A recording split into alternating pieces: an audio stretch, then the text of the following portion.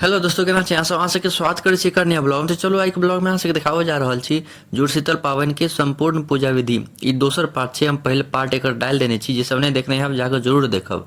तो देखियो ई दोसर पार्ट में अहाँ सबके हम देखाबऽ जा रहल छी पातरि के आगा के विधि। तो देखियो ई सेमार छै, ई पोखर के किनार में मिलै छै, पोखर में रहै छै सेमार।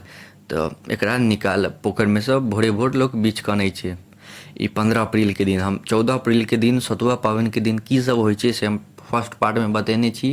तो जे सब नहीं देखने हैं जाकर जरूर देखब। ई सेकेंड पार्ट में हम आइ बतायब जे सतुआ ई जुड़शीतल के दिन की सब होइ छै, 15 अप्रैल के दिन ओहि दिन की सब चीज होइ छै विस्तार से हम अहाँ सबके बतायब। तो देखियो सबसे पहले ई सेमार लोग भोरे भोर उखाड़ि के आनै छै और भगवान के चढ़ै छै, पातर पर चढ़ै छै। देख रहल छियै ई सेमार हरियर कलर के होइ छै।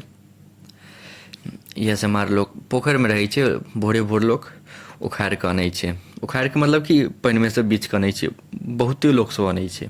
पहले तो सेमार सब असली सेमार होइ छै पत्ता वाला। ई तऽ आइकाल्हि पता नहीं कोन चलि गेलैए, ओ सेमार नहीं भेटै छै तऽ लोग एकरे सेमार मानि लेलकैए। तऽ देखियो एहि हिसाबसँ सब पर धऽ देबै जते भी अथी सब चावल, अथी कहै छै चावल के देने रहिए पातर बना कऽ, सब पर बढ़िया से सेमार धऽ देबै, ठीक छै ने।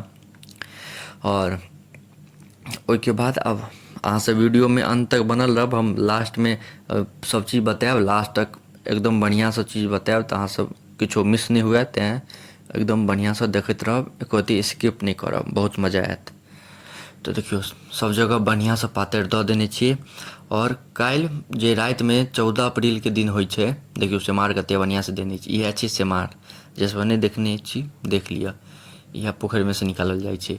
और 14 अप्रैल के दिन सतुआ पावनि के दिन रात में लोग पानि भरै छै, अथी में लोटा में या किछो में पानि भरि कऽ अपन भगवती घर में राखि दै छै, ठीक। ओहिके बाद अगला दिन जुड़शीतल के दिन ओ पानि के जे मतलब पूजा करै छथिन ओ अपन धिया पुता के ऊपर ओ 3 बेर माथा पर एना जल दै छथिन, ठीक छै ने।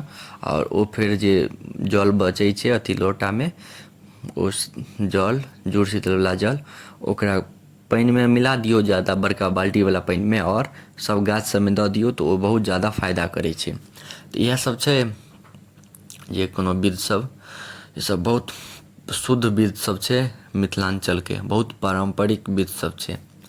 तो देखियो एतऽ कते बढ़िया से नवेज पड़लैए सब। ओहिके बाद उसरगल गेलैए, धूप काठी सब देखा लिअ, प्रणाम कऽ लिअ। इएह सब छै, देख रहल छी दीप सब देखा रहल छथिन मम्मी हमर। तऽ एहने होइ छै पूजा सब। और ई चावल बड़ी ई सब काल्हिए बनै छै, मतलब सतुआ पावनि के दिन।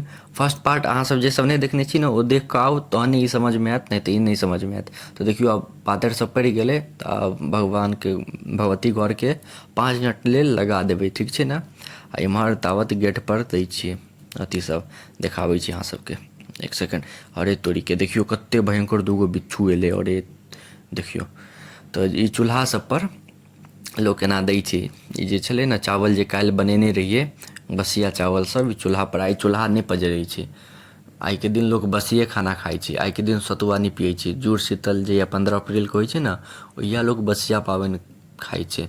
बसिया पावनि दिन बसिये खाना खाइ छै, ओहि दिन चूल्हा नहीं पजरै छै। देखै छियै चूल्हा पर ई सब देलियै ये। तऽ देख रहल छी दू गो बिच्छू एलै, पता नहीं भगवान के दूत छलै, एलै लगे देखऽ लेल जे केहन पूजा भऽ रहल छै। तो एनाही चूल्हा सब पर धऽ देबै। अहाँ सबके पास गैस है तऽ गैस पर धऽ देबै। इम्हर देखियो केवाड़ के चौखट पर दऽ देलियै। एनाही हर जते भी घर के केवाड़ के चौखट ये सब पर एनाही धऽ देबै, ठीक। आ एहिके बाद इम्हर महावीर जी के पूजा कऽ कऽ महावीरो जी के ओ की कहै छै नवेद उसरल जाइ छै। तऽ अहाँ सबके हम सब चीज देखाबै छी, अहाँ सब बस देखैत रहू। और पानि जे राति भर रखै छी ओकरा फेर डोल में भरि लिअ, मतलब नॉर्मल पानि, ओहिमे कनिक मिला देबै तऽ सब ओहने पानि भऽ जाइ छै। ओहिके बाद सब गाछ सब में दऽ दियौ, बहुत ओ शुद्ध करै छै, बहुत फायदा करै छै। तऽ इएह पाबनि छै। और ई पाबनि अथी कहै छै मिथिलांचल के लेल नया साल अखने से शुरू होइ छै। बहुत नीक पाबनि छै, एहिसँ बहुत मन प्रफुल्लित होइ छै, बहुत नीक होइ छै। आ ई सब पाबनि सब बेसी मनायल नहीं जाइ छै, मिथिलांचली के लोग सब जानैत हेतै। अहाँ सब अगर मिथिलांचल से आयब तऽ अहाँ सब जानैत हेबै, नहि तऽ ओना ज़्यादा आदमी सब नहीं जानै छै। ई सब पाबनि सब बिसरल जाइ छै कि नहि, ककरो पता छै। तऽ आइके दिन लोग खाली बसिए खाना खाइ छै।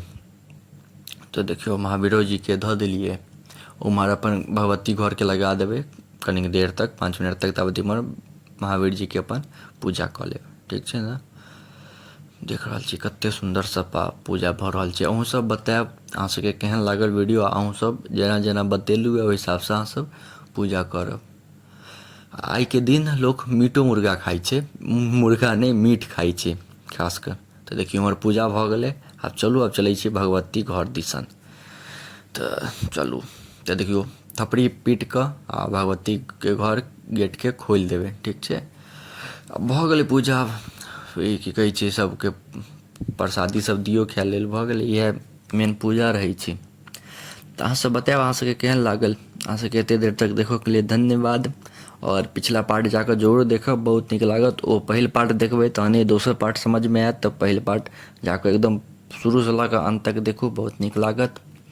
तऽ मिलै छी अहाँ सबसँ अगला नेक्स्ट ब्लॉगमे। अहाँ सब एनाही हमरा सपोर्ट करैत रहू। धन्यवाद।